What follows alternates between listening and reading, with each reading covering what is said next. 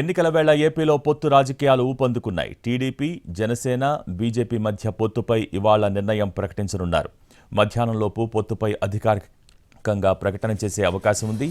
నిన్న రాత్రి చంద్రబాబు, పవన్తో జరిపిన చర్చల వివరాలను ఏపీ బీజేపీ నేతలతో చర్చించనుంది అగ్రనాయకత్వం. ఇవాళ మధ్యాహ్నం వరకు ఢిల్లీలోనే ఉండనున్నారు చంద్రబాబు.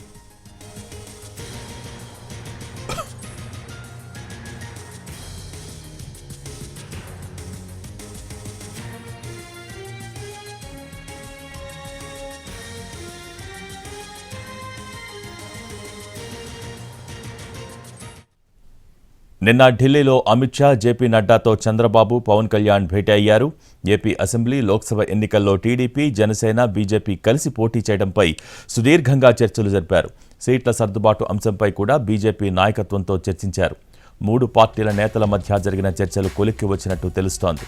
త్వరలోనే అధికారిక ప్రకటన వెలువడనుంది.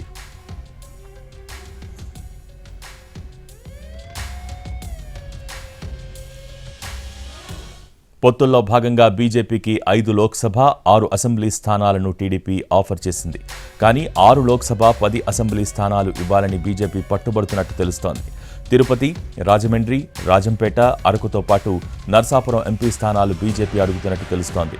ఇక Kalahasti, Jammalamadugu, Kaikaluru, Dharmavaram, Visakha north, Eluru, Rajahmundry, Araku, Vijayawada central assembly స్థానాలు బీజేపీకి ఇస్తామని టీడీపీ ప్రతిపాదించింది.